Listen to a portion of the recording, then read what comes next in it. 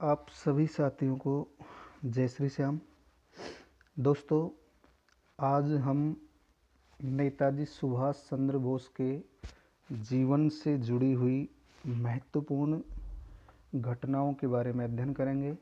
क्योंकि आज नेताजी का जन्मदिन है और नेताजी के जन्म दिवस को पराक्रम दिवस के रूप में मनाया जा रहा है। नेताजी के जन्मदिन को किस दिवस के रूप में मनाया जा रहा है? पराक्रम दिवस के रूप में। ध्यान रखेंगे, कौन सा दिवस के रूप में मनाया जा रहा है? पराक्रम दिवस के रूप में मनाया जा रहा है। तो हम इनके जीवन से जुड़ी हुई जो घटनाएं हैं उनका अध्ययन करते हैं। तो देखिए, पहले हम इनका जीवन परिचय देखते हैं। जीवन परिचय। तो इनका जो जन्म है, नेताजी का जन्म 23 जनवरी 1897 को।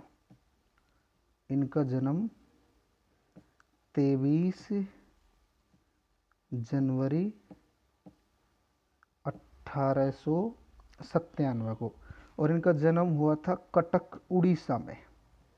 इनका जन्म कहाँ हुआ है? कटक, उड़ीसा में।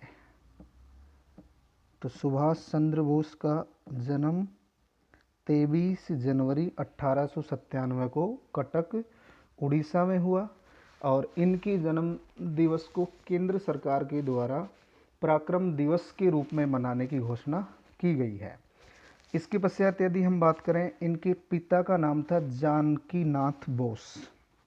अगर हम पिता की बात करें, इनके पिता का नाम है जानकी नाथ बोस।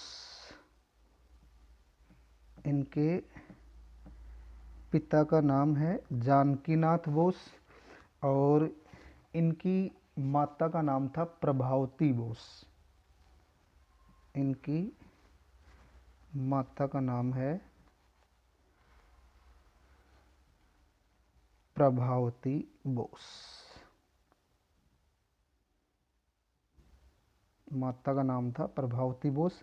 इनके पिता एक प्रतिष्ठित वकील थे। ध्यान रखेंगे, इनके पिता एक प्रतिष्ठित वकील थे। तो इनका जन्म 23 जनवरी 1897 को कटक, उड़ीसा में हुआ। पिता जानकीनाथ बोस और ये पेशे से एक वकील थे और इनकी माता का नाम था प्रभावती बोस। इसके पश्चात यदि हम बात करें, 1920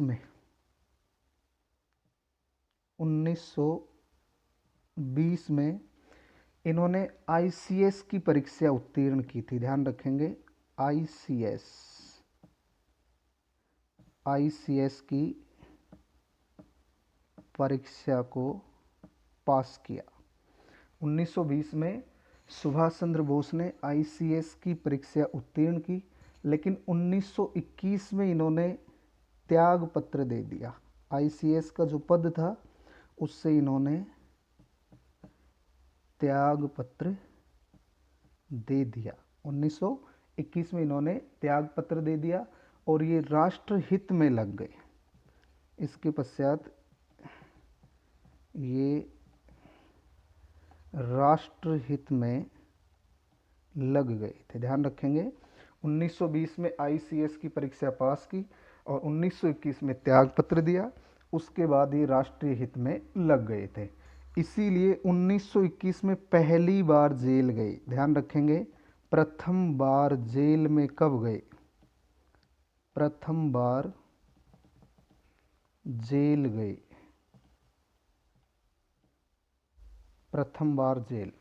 तो नेताजी पहली बार जेल में कब जाते हैं? 1921 में। इसके पश्चात देखिए, इन्होंने CR दास को अपना राजनीतिक गुरु बनाया था। ध्यान रखेंगे, इनके मैं नोट कर देता हूँ, राजनीतिक गुरु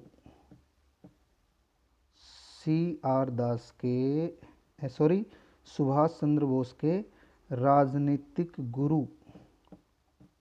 तो इनके राजनीतिक गुरु कौन थे? CR दास, चित्तरंजन दास। इनके राजनीतिक गुरु कौन थे? CR दास। इसके पश्चात यदि हम बात करें 1930 में इन्हें कलकत्ता का महापौर चुना गया था। 1930 में नेताजी को कलकत्ता का महापौर 1930 में इन्हें कलकत्ता का महापौर चुना गया था। अब हम सुभाष चंद्र बोस की जीवन से जुड़ी हुई जो घटनाएं हैं, जैसे 1938 का जो हरिपुरा अधिवेशन है, वहाँ से इनके जीवन की हम शुरुआत करते हैं, यानी राजनीतिक जीवन की शुरुआत करते हैं। इनके द्वारा स्वतंत्रता संग्राम के दौरान कौन कौन सी संस्थाएं स्थापित की गई, कौन कौन सी घटनाएं इनसे संबंधित महत्वपूर्ण हैं, उन सभी का हम अध्ययन करते हैं। तो अब हम बात करते हैं 1938 का हरिपुरा अधिवेशन। देखिए, अधिवेशन का नाम है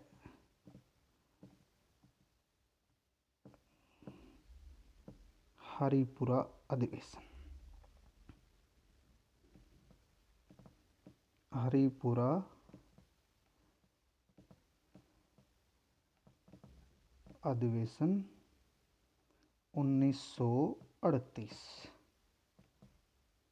देखिए, 1938 का हरिपुरा अधिवेशन। अगर हरिपुरा अधिवेशन की बात करें, ये जो अधिवेशन है ये कहाँ हुआ? गुजरात में। हरिपुरा अधिवेशन कहाँ हुआ? गुजरात में। और ये भारतीय राष्ट्रीय कांग्रेस का कौन सा अधिवेशन था? ये कांग्रेस का 51वां अधिवेशन था। हरिपुरा अधिवेशन 1938 और एक कांग्रेस का 51वां अधिवेशन था। इस अधिवेशन के अध्यक्ष कौन बने थे? सुभाष चंद्र बोस। हरिपुरा जो अधिवेशन है इसकी अध्यक्षता किसने की है? सुभाष चंद्र बोस ने। ये लीजिए, हरिपुरा अधिवेशन के बन गए अध्यक्ष। अगर हम इस अधिवेशन की बात करें, इस अधिवेशन में बोस के नाम का जो प्रस्ताव है कि सुभाष चंद्र बोस अध्यक्ष बने, बोस के नाम का जो प्रस्ताव है वो डॉक्टर राजेंद्र प्रसाद द्वारा रखा गया था, जो भारत के पहले राष्ट्रपति बने थे, डॉक्टर राजेंद्र प्रसाद। डॉक्टर राजेंद्र प्रसाद, यानी सुभाष चंद्र बोस के नाम का प्रस्ताव हरिपुरा अधिवेशन में किन के द्वारा रखा गया था? डॉक्टर राजेंद्र प्रसाद के द्वारा रखा गया था। अब आपको ये भी पता होना चाहिए, ये जो अधिवेशन है इसी अधिवेशन में एक समिति का गठन किया गया था। ध्यान रखना है, सुभाष चंद्र बोस के द्वारा ही इस अधिवेशन में एक समिति का गठन किया गया था। हम उस समिति का नाम भी नोट करेंगे। और समिति, एक समिति का गठन किया गया जिसका नाम है राष्ट्रीय योजना समिति, जिसका नाम है राष्ट्रीय योजना समिति। ध्यान रखेंगे, इसी अधिवेशन में सुभाष चंद्र बोस के द्वारा एक समिति का गठन किया गया जिसका नाम क्या था? राष्ट्रीय योजना समिति। और इस समिति का अध्यक्ष जवाहरलाल नेहरू को बनाया गया था। इस समिति का अध्यक्ष किसे बनाया गया? जवाहरलाल नेहरू को। इस समिति का अध्यक्ष जवाहरलाल नेहरू को बनाया गया था। इसी प्रकार यदि हम बात करें, ये जो अधिवेशन है, इस अधिवेशन में, यानी हम हरिपुरा अधिवेशन की बात करें, एक तो ये याद रखेंगे महत्वपूर्ण है, राष्ट्रीय योजना समिति का गठन सुभाष चंद्र बोस के कहने पर किया गया और इसके अध्यक्ष कौन बने? जवाहरलाल नेहरू। और इसी अधिवेशन में रियासतों के जन आंदोलन को समर्थन देने का निर्णय लिया गया था। रियासतों में जो जन आंदोलन चल रहे थे, रियासतों के जन आंदोलन, रियासतों में जो जन आंदोलन चल रहे थे जिन्हें हम कह सकते हैं प्रजामंडल आंदोलन, रियासतों के जन आंदोलन को समर्थन, जन आंदोलनों को समर्थन देने का निर्णय लिया गया। हम कह सकते हैं कौन से आंदोलन है रियासतों में? मुख्य रूप से प्रजामंडल आंदोलन। आपको पता होना चाहिए 1931 में राजस्थान में प्रजामंडल आंदोलन की शुरुआत हो चुकी है और राजस्थान में पहला प्रजामंडल आंदोलन जयपुर से संचालित हुआ। राजस्थान में प्रजामंडल आंदोलन की शुरुआत कहाँ से होती है? जयपुर से होती है। और 1938 में ही सुभाष चंद्र बोस ने जोधपुर की यात्रा की थी। ध्यान रखेंगे 1938 में, 1938 में नेताजी ने कहाँ की यात्रा की थी? जोधपुर की।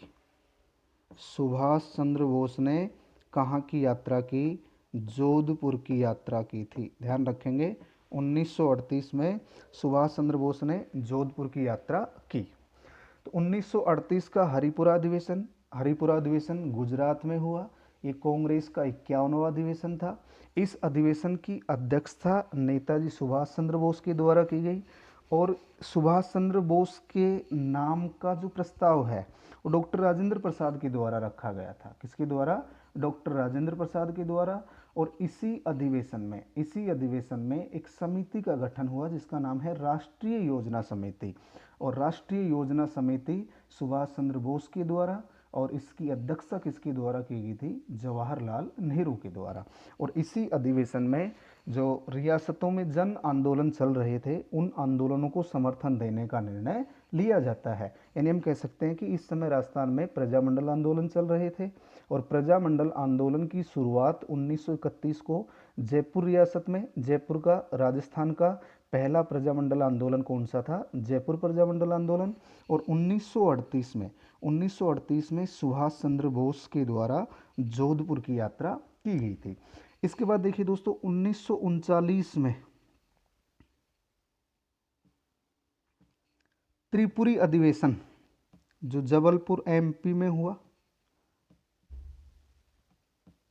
त्रिपुरी अधिवेशन 1939 में त्रिपुरी अधिवेशन, और ये कहाँ हुआ? जबलपुर में। जबलपुर कहाँ है? एमपी में। जबलपुर कहाँ है? एमपी में। इस त्रिपुरी अधिवेशन को त्रिपुरी संकट भी कहा जाता है। इसे किस नाम से भी जाना जाता है? त्रिपुरी संकट के नाम से भी जाना जाता है। ये संकट है क्या? इसे समझिए आप। त्रिपुरी अधिवेशन को त्रिपुरी संकट भी कहा जाता है। यानी सुभाष चंद्र बोस दूसरी बार अध्यक्ष बनना चाहते थे। ये संकट क्या है? इस संकट को समझिए। सुभाष चंद्र बोस दूसरी बार क्या बनना चाहते थे? अध्यक्ष। सुभाष चंद्र बोस दूसरी बार अध्यक्ष बनना चाहते थे और इसीलिए मौलाना अबुल कलाम आज़ाद ने अपना नाम वापस ले लिया था। इसे समझिए, हम रिवाइज कर लेंगे। एक बार देखिए,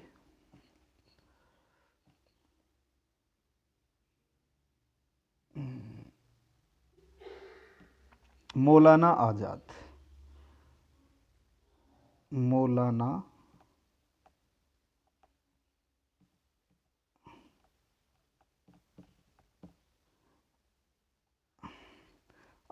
शॉर्ट में लिख देते हैं हम, मौलाना अबुल कलाम आज़ाद। तो इन्होंने अपना नाम वापस ले लिया। सुभाष चंद्र बोस दोबारा अध्यक्ष बनना चाहते थे। तो ध्यान रखेंगे किस नेता ने सुभाष चंद्र बोस के विरुद्ध अपना नाम वापस ले लिया था? तो वो कौन होंगे? मौलाना अबुल कलाम आज़ाद। आप पूरा लिख लेना, मौलाना अबुल कलाम आज़ाद। इसके पश्चात गांधी जी ने क्या किया? देखिए, गांधी जी ने गांधी जी ने अपना प्रतिनिधि बनाया था इसमें पट्टाभी सीतारमैया को। गांधी जी ने पट्टाभी सीतारमैया,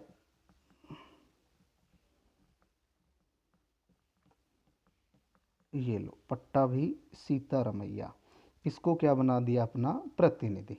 यानी नाम तो वापस किन्होंने ले लिया, मौलाना अबुल कलाम आज़ाद ने, लेकिन गांधी जी ने इस अधिवेशन में सुभाष चंद्र बोस के विरुद्ध, सुभाष चंद्र बोस के विरुद्ध अपना प्रतिनिधि किसे बना दिया, अपना प्रतिनिधि किसे बनाया, तो हम याद रखेंगे अपना प्रतिनिधि इन्होंने पट्टाभी सीतारमैया को बना दिया था। लेकिन इस अधिवेशन में सुभाष चंद्र बोस 203 मतों से विजयी रहे थे। इस अधिवेशन में सुभाष चंद्र बोस, हम कह सकते हैं, ये लीजिए, सुभाष चंद्र बोस 203 मतों से विजयी रहे।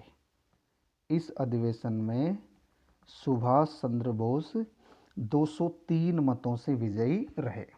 अब जैसे ही इस अधिवेशन में सुभाष चंद्र बोस की विजय हुई तो गांधी जी ने इसे अपनी हार बताया।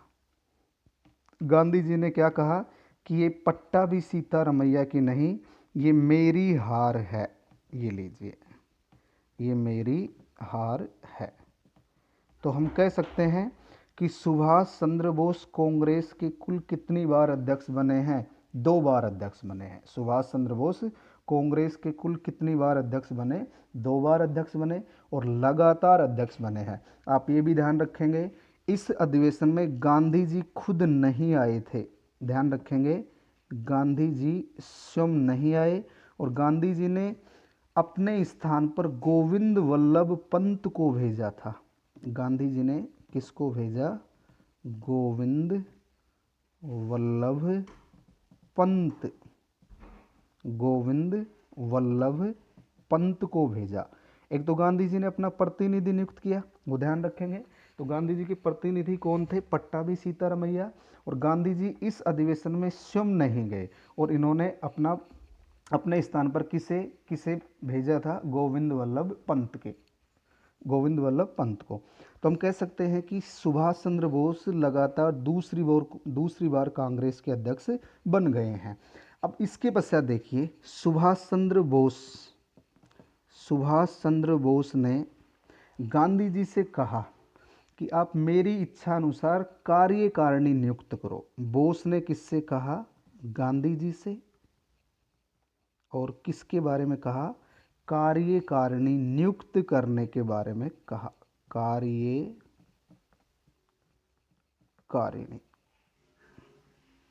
सुभाष चंद्र बोस ने गांधी जी को अपनी इच्छा अनुसार कार्यकारिणी नियुक्त करने को कह दिया। यानी सुभाष चंद्र बोस ने गांधी जी से कहा कि आप अपनी इच्छा अनुसार कार्यकारिणी को नियुक्त कर सकते हैं, अपनी इच्छा अनुसार कार्यकारिणी को नियुक्त कर सकते हैं। लेकिन गांधी जी ने कोई भी नाम का सुझाव नहीं दिया, इन्होंने कोई भी नाम सुझाने से इनकार कर दिया, तो हम कह सकते हैं कि सुभाष चंद्र बोस ने पहल करते हुए गांधी जी से कहा कि आप कार्यकारिणी नियुक्त कर लो, अपनी इच्छा के अनुसार नियुक्त कर लो। लेकिन गांधी जी ने कोई भी नाम सुझाने से इनकार कर दिया, गांधी जी ने कोई भी नाम सुझाने से इनकार कर दिया। इसीलिए ध्यान रखेंगे अप्रैल 1939 में, अप्रैल बात कब की है, अप्रैल 1939, अप्रैल 1939,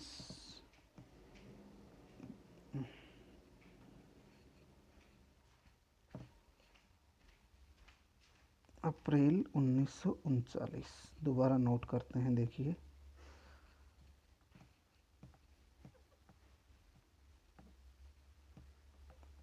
1939 में, 1939 ध्यान रखेंगे, सुभाष चंद्र बोस ने अध्यक्ष पद से दे दिया इस्तीफा, अध्यक्ष पद से इस्तीफा दे दिया 1939 में। तो अप्रैल 1939 में इन्होंने अध्यक्ष पद से इस्तीफा दे दिया। अब जब इन्होंने इस्तीफा दिया तो इनके स्थान पर अध्यक्ष किसे बनाया गया था? इनके स्थान पर अध्यक्ष बनाया गया था डॉक्टर राजेंद्र प्रसाद को। ध्यान रखेंगे, जब इन्होंने कांग्रेस से इस्तीफा दिया तो इनके स्थान पर अध्यक्ष किसे बनाया गया? राजेंद्र प्रसाद को। राजेंद्र प्रसाद को अध्यक्ष बना दिया गया। इसके बाद देखिए 1939 में ही, यानी मई 1939 में इन्होंने फॉरवर्ड ब्लॉक की स्थापना की। किसकी स्थापना कर दी? Forward block. 1939 में सुभाष चंद्र बोस के द्वारा किसका गठन किया गया? फॉरवर्ड ब्लॉक का गठन किया गया। फॉरवर्ड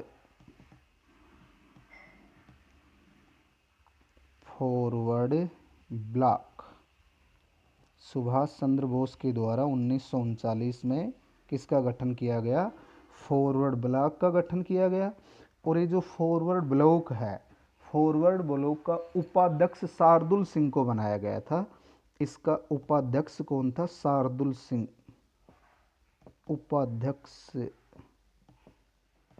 उपाध्यक्ष कौन था? शार्दुल सिंह।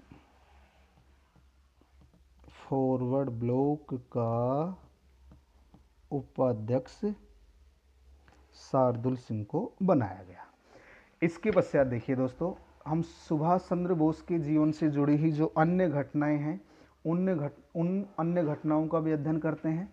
तो एक तो इनकी आत्मकथा का नाम याद रखें आप, सुभाष चंद्र बोस की आत्मकथा। इनकी आत्मकथा का नाम याद रखेंगे, और इनकी आत्मकथा का नाम है the Indian struggle. The Indian struggle. इनकी आत्मकथा का नाम है द इंडियन स्ट्रगल। ये भी याद रखेंगे। तो सुभाष चंद्र बोस की आत्मकथा का नाम क्या है? The Indian struggle. इसके पश्चात हम सुभाष चंद्र बोस के जीवन से जुड़ी हुई अन्य घटनाओं का अध्ययन करते हैं। देखिए आगे बढ़ते हैं। इन्होंने एक ऑस्ट्रियन महिला से विवाह किया था। Emily shekel. इनकी जो पत्नी है उनका नाम है, पत्नी का नाम देखिए, पत्नी का नाम है एमिली सेकल।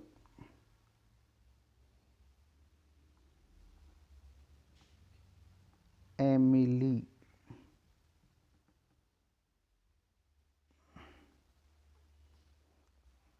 सेंकल।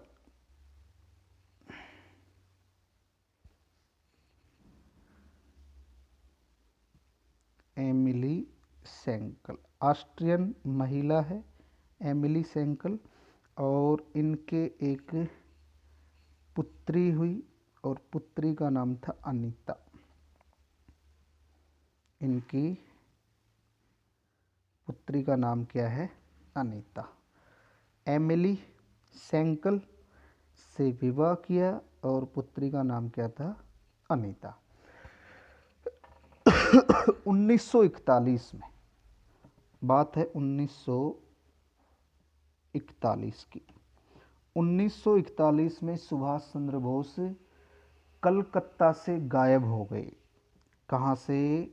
कलकत्ता से हो गए गायब।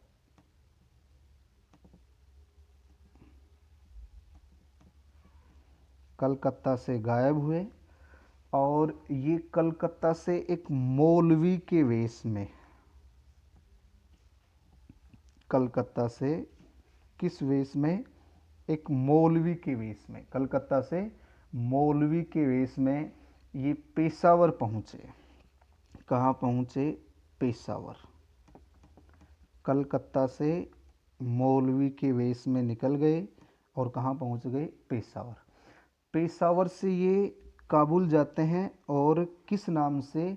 जियाउद्दीन पठान के नाम से, नाम भी याद रखना है आपको, जियाउद्दीन पठान, जियाउद्दीन पठान,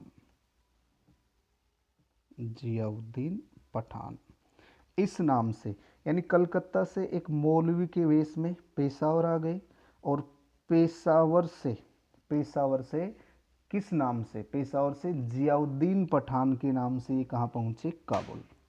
जियाउद्दीन पठान के नाम से पहुँच जाते हैं काबुल। ये लो, ये पहुँच गए काबुल। इसके पश्चात हम बात करें आगे, देखिए तो काबुल आ गए हैं।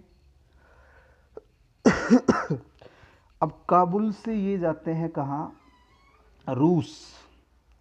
काबुल से कहाँ गए, रूस गए। और काबुल से जब ये रूस गए तो किस नाम से गए, ओरलैंडो मेसेटा के नाम से, ध्यान रखेंगे किस नाम से, ओरलैंडो मेसोटा के नाम से, ओरलैंडो मेसोटा, ये लीजिए। तो एक बार पुनः देखिए, आप दोबारा देखिए, 1941 में कलकत्ता से मौलवी के वेश में पेशावर से जियाउद्दीन पठान के वेश में या नाम से काबुल, और काबुल से जो रूस पहुँचे वो किस नाम से पहुँचे, ये किस नाम से पहुँचे, ओरलैंडो मेसेटा के नाम से रूस पहुँच गए। इसके बाद देखिए, इसके बाद आपको पता हो 1939 में सेकेंड वर्ल्ड वॉर शुरू हो गया है। हम कह सकते हैं 3 सितंबर 1939, 3 सितंबर को सेकेंड वर्ल्ड वॉर शुरू हो चुका है। 3 सितंबर को सेकेंड वर्ल्ड वॉर शुरू हो चुका है। पूरा विश्व 2 गुटों में बटा हुआ है, मित्र राष्ट्र और धुरी राष्ट्र, मित्र राष्ट्र और धुरी राष्ट्र। अगर हम धुरी राष्ट्रों की बात करें तो उसमें मुख्य देश थे इटली, जर्मनी और जापान। धुरी राष्ट्रों में इटली, जर्मनी, जापान। मित्र राष्ट्रों में ब्रिटेन, फ्रांस, रूस, अमेरिका आदि देश थे। तो आपको पता होना चाहिए 1941 में जो जर्मनी है, जर्मनी ने रूस पर आक्रमण कर दिया भाई। ये लो जर्मनी, और जर्मनी ने आक्रमण कहाँ कर दिया, रूस पर आक्रमण कर दिया। 1941 में जर्मनी ने रूस पर आक्रमण कर दिया। इसीलिए जब आक्रमण किया गया, इसीलिए सुभाष चंद्र बोस रूस से जर्मनी आ गए। सुभाष चंद्र बोस रूस से कहाँ आ गए, जर्मनी आ गए। ये रूस से जर्मनी आ गए। और जर्मनी में इन्होंने, जर्मनी का चांसलर है हिटलर। इस समय जर्मनी के चांसलर कौन है, हिटलर। इन्होंने हिटलर से मुलाकात की। जर्मनी का चांसलर, आपको याद हो, ये जो हिटलर है, हिटलर 1933 में जर्मनी का चांसलर बना था। जर्मनी का चांसलर कब बना था, 1933 में। और इन्होंने हिटलर से मुलाकात कर भारतीय आज़ादी की लड़ाई में सहयोग मांगा था। ध्यान रखेंगे, इन्होंने हिटलर से मुलाकात की। सुभाष चंद्र बोस ने हिटलर से मुलाकात की और भारतीय स्वतंत्रता संग्राम में हिटलर का सहयोग मांगा था। ध्यान रखेंगे, तो ये क्वेश्चन आया हुआ भी है कि किस भारतीय नेता ने भारतीय आज़ादी के लिए हिटलर से बातचीत की थी, वो कौन हो जाएंगे, सुभाष चंद्र बोस। सुभाष चंद्र बोस से इन्होंने, हिटलर से इन्होंने मुलाकात की। अब जर्मनी में ही इनको नेताजी कहा गया था। ध्यान रखेंगे भाई, सुभाष चंद्र बोस को जर्मनी में ही क्या कहा गया, नेताजी। सुभाष चंद्र बोस को जर्मनी में ही नेताजी कहा गया, और जर्मनी में ही इन्होंने, सुभाष चंद्र बोस ने, फ्री इंडिया सेंटर, जर्मनी में फ्री इंडिया सेंटर, जर्मनी में फ्री इंडिया सेंटर, या हम कह सकते हैं स्वतंत्र भारत केंद्र, हिंदी में कह सकते हैं स्वतंत्र भारत केंद्र। तो ध्यान रखेंगे, जर्मनी में इनको नेताजी कहा गया, जर्मनी में इन्होंने फ्री इंडिया सेंटर या स्वतंत्र भारत केंद्र की स्थापना की, और यहीं पर पहली बार इन्होंने जय हिंद का नारा दिया। जर्मनी में ही नेताजी के द्वारा कौन सा नारा दिया गया? पहली बार जय हिंद का नारा दिया गया। जर्मनी में पहली बार इन्होंने जय हिंद का नारा दिया। इसके पश्चात देखिए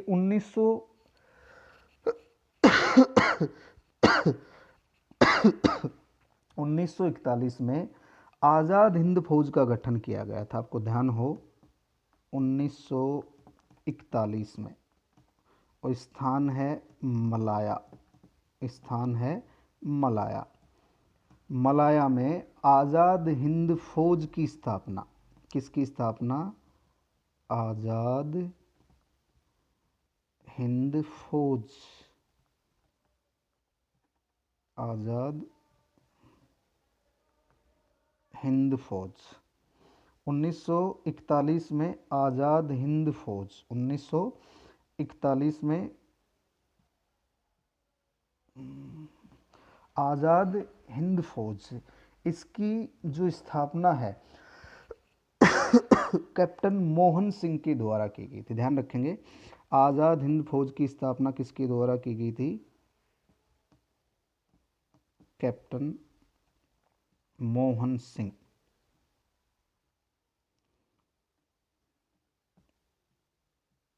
कैप्टन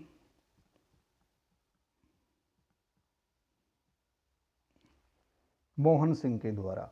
और इस आज़ाद हिंद फौज की स्थापना में कैप्टन मोहन सिंह का जो साथ देने वाले थे वो कौन कौन थे? एक तो था जापानी मेजर फुजीवारा, इसमें सहयोगी कौन थे? एक तो हम लिख सकते हैं फुजीवारा, फुजीवारा, फुजीवारा, जिसका संबंध कहाँ से है? जापान से। यानी आज़ाद हिंद फौज की स्थापना में सहयोगी के रूप में कौन रहे? एक तो फुजीवारा, एक ज्ञानी प्रीतम सिंह थे, सिख साधु थे ज्ञानी प्रीतम सिंह, ज्ञानी प्रीतम सिंह। आज़ाद हिंद फौज की स्थापना 1941 में हुई, और इसके जो संस्थापक हैं वो कौन थे? कैप्टन मोहन सिंह। कौन थे? कैप्टन मोहन सिंह। और सहयोगी के रूप में फुजीवारा, जिसका संबंध जापान से है, और एक हैं ज्ञानी प्रीतम सिंह, ज्ञानी प्रीतम सिंह। यद्यपि हम आगे बात करेंगे, इनके ये जो आज़ाद हिंद फौज है इसका नेतृत्व सुभाष चंद्र बोस के हाथों में नेतृत्व कब आएगा, वो हम आगे बात करेंगे। इससे पहले हम बात करें, आज़ाद हिंद फौज का प्रथम कमांडर मोहन सिंह, प्रथम कमांडर कौन था इसका? मोहन सिंह। ध्यान रखेंगे, प्रथम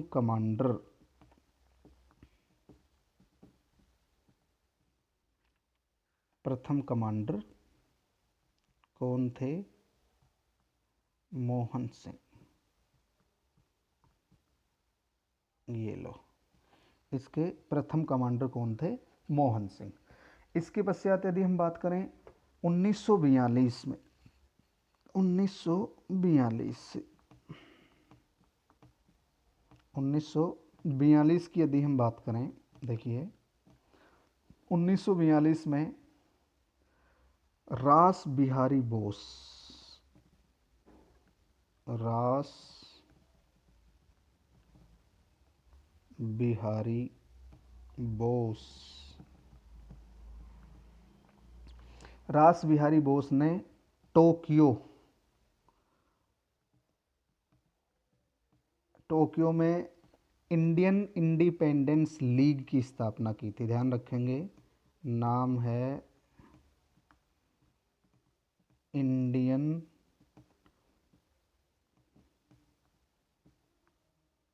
इंडिपेंडेंस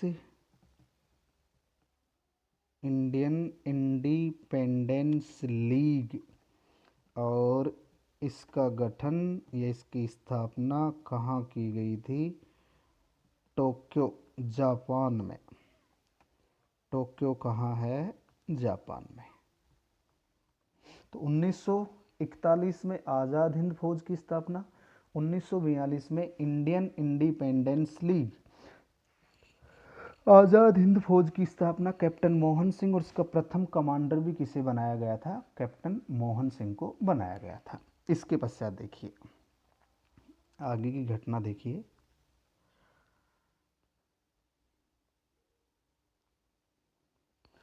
उन्नीस सौ 43, बात है 1943 की। अगर हम डेट की बात करें, 4 जुलाई 1943, 4 जुलाई 1943, 4 जुलाई 1943, और सिंगापुर की बात है। बात कहाँ की है, या स्थान क्या है? सिंगापुर। 4 जुलाई 1943, स्थान है सिंगापुर। स्थान क्या, देश ही कह सकते हैं। तो रास बिहारी बोस ने, किन्होंने? रास बिहारी बोस ने 4 जुलाई 1943 को आज़ाद हिंद फौज की कमान सुभाष चंद्र बोस को सौंप दी। ये याद रखेंगे भाई, आज़ाद हिंद फौज, आज़ाद हिंद फौज की जो कमान है वो किसे सौंप दी गई? सुभाष चंद्र बोस को। आज़ाद हिंद फौज की कमान सुभाष चंद्र बोस को सौंप दी गई। इसके पश्चात यदि हम बात करें, अब आज़ाद हिंद फौज के सेनापति कौन बन गए? सुभाष चंद्र बोस।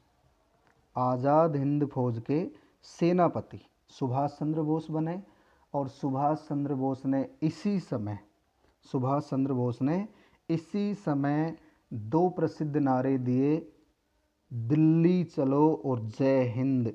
दो प्रसिद्ध नारे दिए, ये याद रखेंगे। कौन कौन से नारे हैं? एक तो है दिल्ली चलो, कौन सा नारा? दिल्ली चलो। और एक नारा कौन सा है? जय हिंद। दो प्रसिद्ध नारे हैं, दिल्ली चलो और जय हिंद। दिल्ली चलो और, इसके पश्चात देखिए दोस्तों, अब हम बात करते हैं आज़ाद हिंद फौज में कौन कौन सी रेजिमेंट बनाई गई थी। आज़ाद हिंद फौज में कौन कौन सी रेजिमेंट हैं, देखिए एक बार।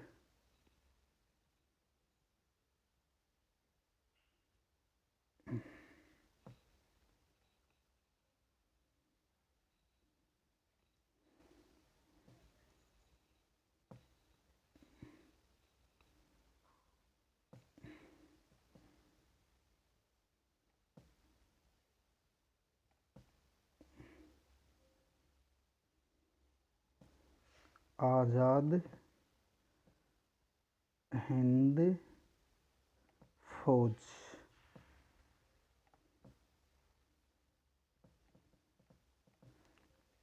आज़ाद हिंद फौज, इसमें कौन कौन सी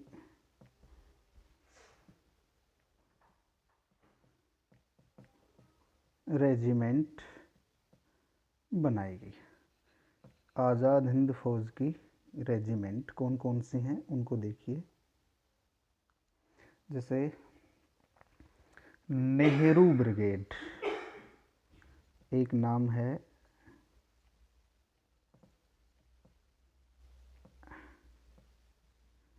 नेहरू ब्रिगेड।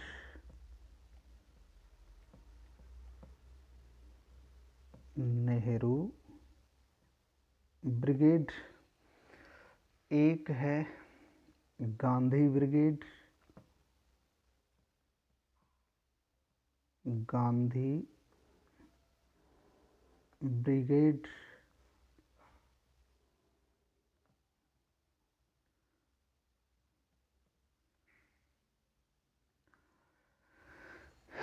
एक है सुभाष ब्रिगेड।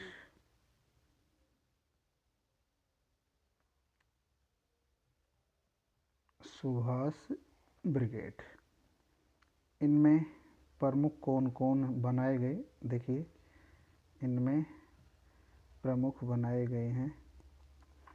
अगर हम नेहरू ब्रिगेड की बात करें, नेहरू ब्रिगेड में गुरुदयाल सिंह, नेहरू ब्रिगेड में कौन थे प्रमुख? गुरुदयाल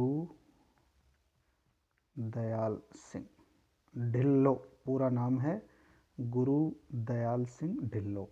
गांधी ब्रिगेड में इनायत खां, इनायत खां। गांधी ब्रिगेड में इनायत खां और सुभाष ब्रिगेड में शाहनवाज खां। ये ध्यान रखेंगे, सुभाष चंद्र बोस खुद नहीं थे, शाहनवाज खां, शाहनवाज खां। तो आज़ाद हिंद फौज में कुछ रेजिमेंट हैं, यानी ब्रिगेड के नाम से हैं। जैसे नेहरू ब्रिगेड गुरुदयाल सिंह, नेहरू ब्रिगेड के प्रमुख कौन है? गुरुदयाल सिंह ढिल्लो। गांधी ब्रिगेड के इनायत खां और सुभाष ब्रिगेड के कौन है? शाहनवाज खां। सुभाष ब्रिगेड के शाहनवाज खां। और आज़ाद ब्रिगेड एक है, आज़ाद ब्रिगेड। जैसे अपन बात करें आज़ाद ब्रिगेड, आज़ाद ब्रिगेड, और इस आज़ाद ब्रिगेड के प्रमुख हैं गुलजारा सिंह। इसके प्रमुख गुलजारा सिंह। इसके अलावा आप ध्यान रखेंगे महिलाओं की रानी झांसी रेजिमेंट बनाई गई थी। रानी झांसी रेजिमेंट, रानी झांसी रेजिमेंट। इसका संबंध किससे था? महिलाओं से। रानी झांसी रेजिमेंट महिलाओं से संबंधित, और इसकी जो कमांडर थी वो लक्ष्मी सहगल। कमांडर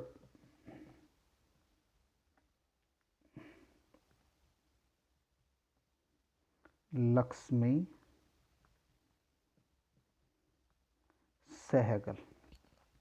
तो महिलाओं से संबंधित झांसी रेजिमेंट यानी रानी झांसी रेजिमेंट, और इसकी कमांडर किसे बनाया गया था? लक्ष्मी सहगल को। लक्ष्मी सहगल को इसकी कमांडर बनाया गया था।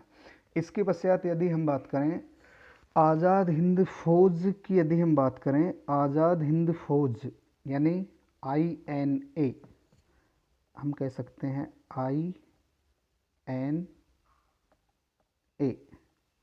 INA का जो आदर्श वाक्य था, इसका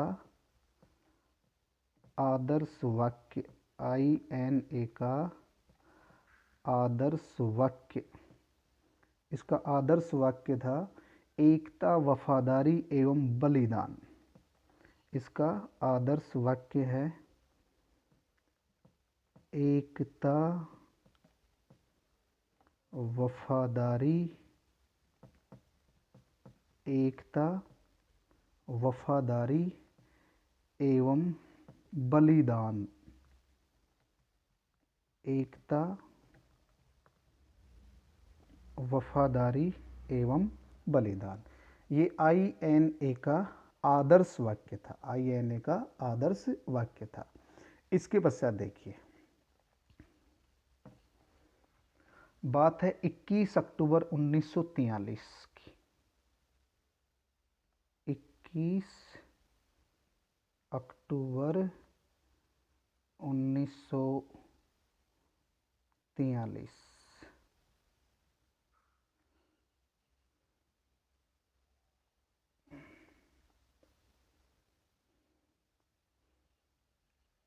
इक्कीस अक्टूबर 1943, ध्यान रखेंगे 21 अक्टूबर 1943। सिंगापुर, सिंगापुर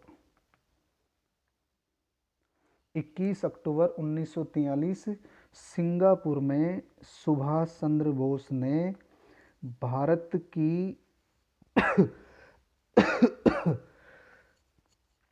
अस्थायी सरकार, ध्यान रखेंगे क्वेश्चन कई बार आया हुआ है, अस्थायी सरकार। तो सुभाष चंद्र बोस ने अस्थायी सरकार का गठन कहाँ किया था? सिंगापुर में, जिसे आज़ाद हिंद सरकार भी कहा जाता है, आज़ाद हिंद सरकार। तो डेट है 21 अक्टूबर 1943 को सिंगापुर में, कहाँ? सिंगापुर में अस्थायी सरकार अथवा आज़ाद हिंद सरकार का गठन किया और इसके प्रधानमंत्री कौन बने? सुभाष चंद्र बोस। इसके प्रधानमंत्री। तो क्वेश्चन इंपॉर्टेंट है, याद रखेंगे कि सुभाष चंद्र बोस के द्वारा अस्थायी सरकार और आज़ाद हिंद सरकार या आज़ाद हिंद सरकार का गठन कहाँ किया गया था? सिंगापुर में। और इसके प्रधानमंत्री भी कौन बने थे? सुभाष चंद्र बोस। आपको याद होना चाहिए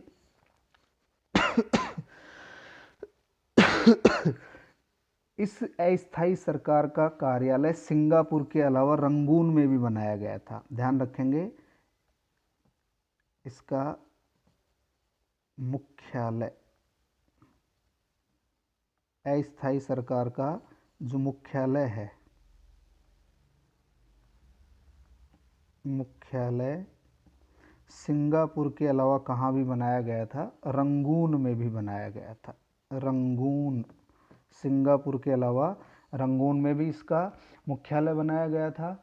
इसी प्रकार जर्मनी, जापान, इटली, चीन, थाईलैंड आदि देशों के द्वारा इस सरकार को मान्यता दी गई थी। इस अस्थायी सरकार को मान्यता देने वाले देशों में बात करें, जर्मनी, जापान, इटली, चीन आदि देशों के द्वारा मान्यता दी गई थी। इसके पश्चात 6 नवंबर 1943 की बात है। 6 नवंबर 1943, बात कब की है? 6 नवंबर 1943 की। तो जो जापान की सेना थी, 6 नवंबर 1943 की बात है, और जापानी सेना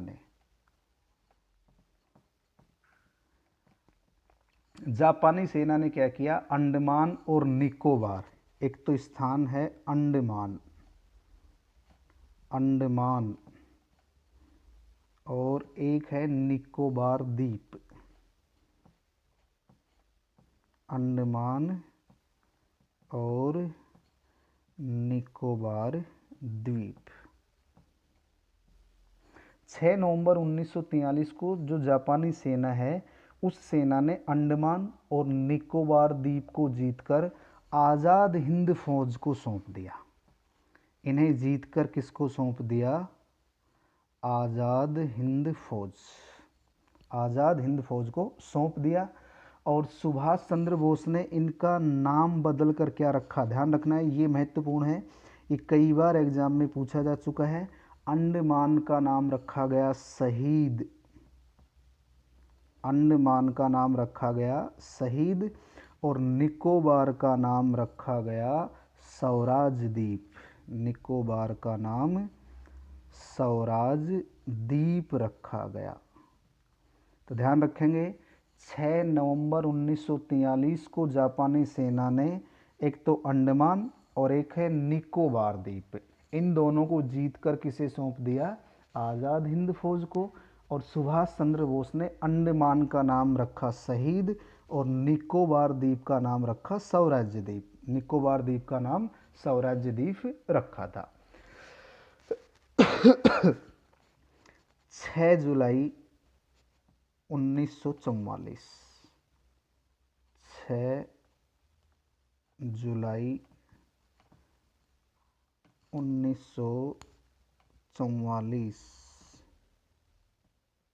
ध्यान रखेंगे 6 जुलाई 1944 को आज़ाद हिंद रेडियो के प्रसारण में महात्मा गांधी ने सुभाष चंद्र बोस ने महात्मा गांधी को पहली बार राष्ट्रपिता कहा था।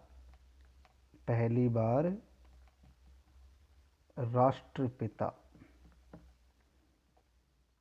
6 जुलाई 1944 को आज़ाद हिंद रेडियो के प्रसारण में, ये भी हम नोट कर लेते हैं, आज़ाद हिंद रेडियो के प्रसारण में, रेडियो के प्रसारण में पहली बार सुभाष चंद्र बोस ने महात्मा गांधी को क्या नाम दिया? राष्ट्रपिता, यानी राष्ट्रपिता शब्द का प्रयोग किया गया था। इसके पश्चात देखिए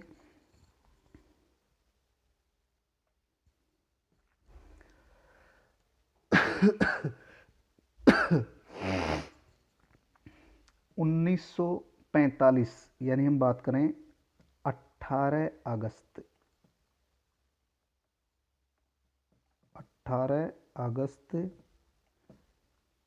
1945, 18 अगस्त 1945 को हवाई दुर्घटना में, यानी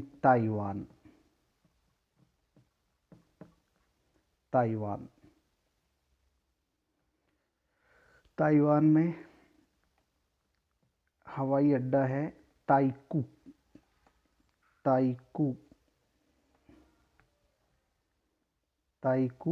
हवाई अड्डा है, और यहाँ हवाई दुर्घटना में नेताजी का देहांत हो गया।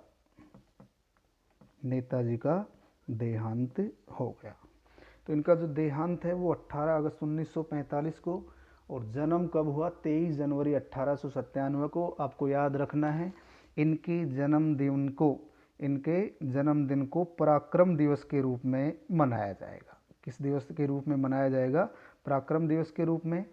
अब सुभाष चंद्र बोस से संबंधित और कुछ बातें हैं, उनका हम अध्ययन कर लेते हैं। 2-4 बिंदु हैं, उनको भी देख लेते हैं। एक तो इन्होंने आज़ाद हिंद रेडियो की स्थापना सिंगापुर में की थी। ध्यान रखेंगे,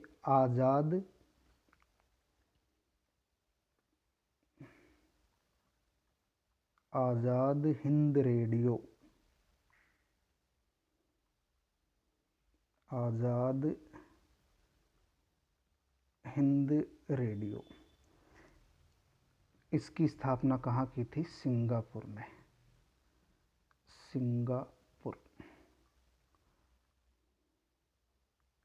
इन्होंने आज़ाद हिंद रेडियो की स्थापना सिंगापुर में की थी। हमें इनके बारे में ये भी ध्यान रखना है कि सुभाष चंद्र बोस के द्वारा आज़ाद हिंद रेडियो की स्थापना कहाँ की गई थी? सिंगापुर में की गई थी।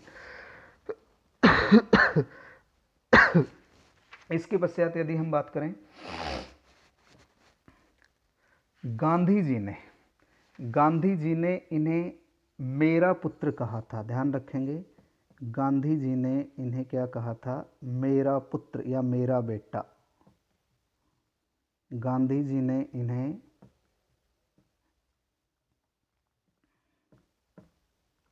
मेरा बेटा कहा। और इसके बाद यदि हम बात करें गांधी जी ने ही इन्हें देशभक्तों का देशभक्त भी कहा था। और क्या कहा? देशभक्तों का देशभक्त। गांधी जी ने ही इन्हें देशभक्तों का देशभक्त का नाम भी दिया था। इसके बाद यदि हम बात करें, रविंद्रनाथ टैगोर ने इन्हें राष्ट्र नायक कहा। टैगोर, रविंद्रनाथ टैगोर ने इन्हें क्या कहा? राष्ट्र नायक। रविंद्रनाथ टैगोर ने इन्हें राष्ट्र नायक कहा।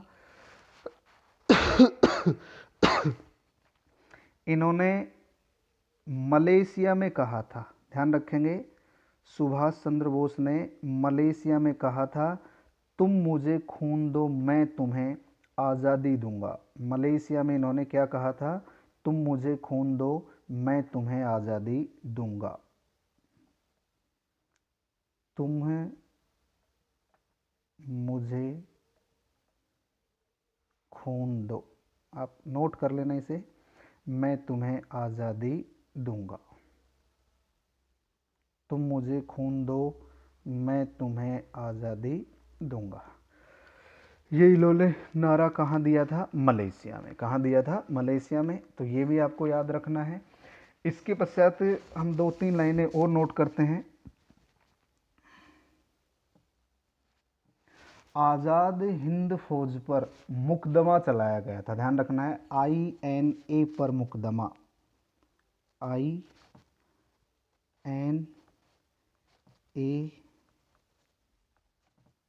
पर मुकदमा भी चलाया गया था। INA पर मुकदमा चलाया गया, इसे भी समझ लीजिए।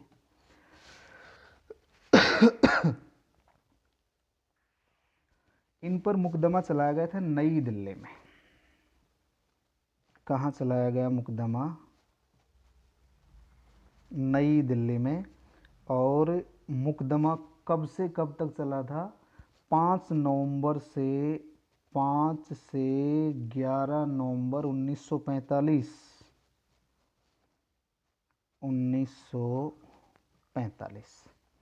5 नवंबर से 11 नवंबर 1945 को आज़ाद हिंद फौज पर मुकदमा चलाया गया। और इसके विरोध में 12 नवंबर को आज़ाद हिंद फौज दिवस मनाया गया था, ध्यान रखना है। पूरे देश में इसका विरोध हुआ और इसके विरोध में 12 नवंबर 1945 कौन सा दिवस मनाया गया? INA दिवस। INA दिवस। कौन सा दिवस मनाया गया? INA दिवस मनाया गया। तो INA पर मुकदमा कहाँ चला? नई दिल्ली में। 5 नवंबर से 11 नवंबर 1945।